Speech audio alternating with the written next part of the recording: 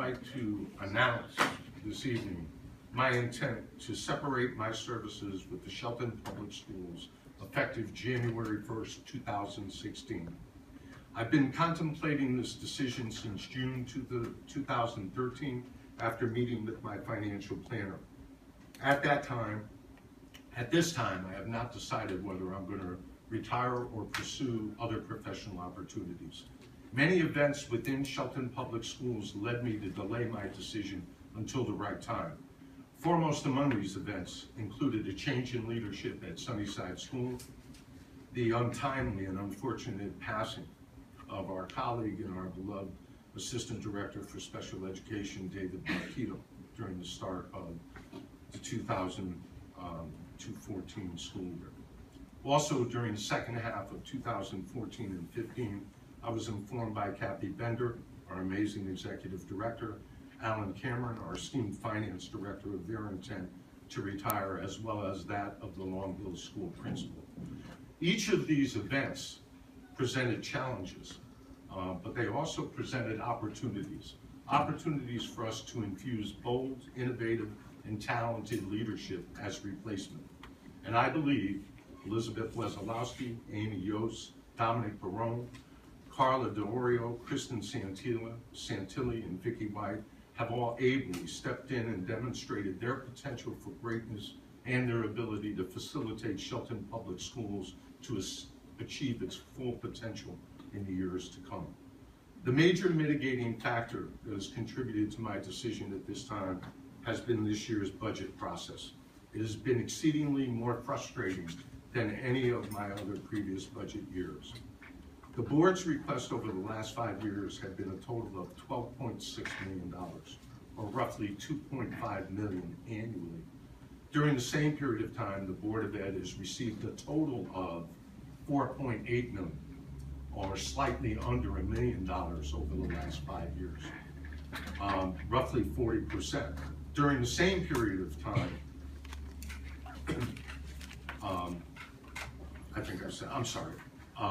I should say, let me repeat that, 2.5 million annually. That's what we've requested on average. A little higher, some years a little lower. We've received 4.8 million over 5 years, slightly under $1 million, and as I said, or 40% of what we requested. However, what's important to note, the city's fund balance has increased over $9 million over the last 5 years, or an average of $1.8 million annually. Clearly, the city has fared better than our students and our families with students, given that the fund balance has increased twice as much as our school system allocation. These figures are not my figures.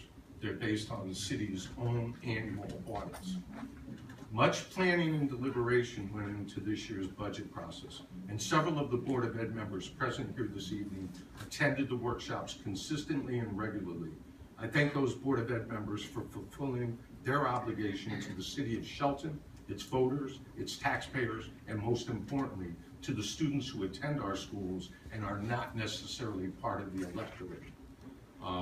You board members that attended those meetings deserve congratulations.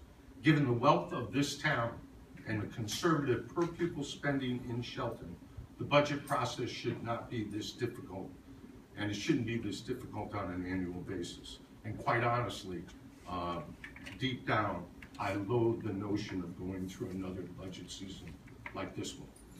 A second factor also has to do with the voice of leadership.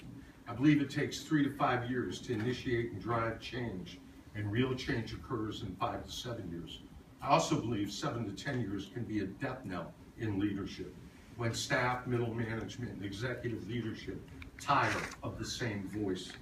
While I don't believe that stage is upon us, I would rather not be working when it does happen. So, as I stepped away from my principalship after 8 years, I will leave my current position after 6.5 years. I'm announcing my decision this evening so as to give the board chairman and the board membership ample time and opportunity to conduct an effective search for my successor. I will not be involved in the selection process for my successor. However, I will commit to the chairman and the membership that I will be readily available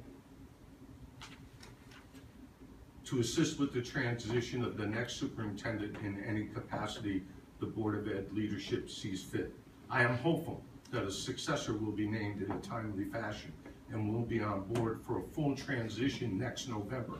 And I am hopeful that my successor will fare much better in budget deliberations than I have with the city fathers. And in fact, I will pray for that.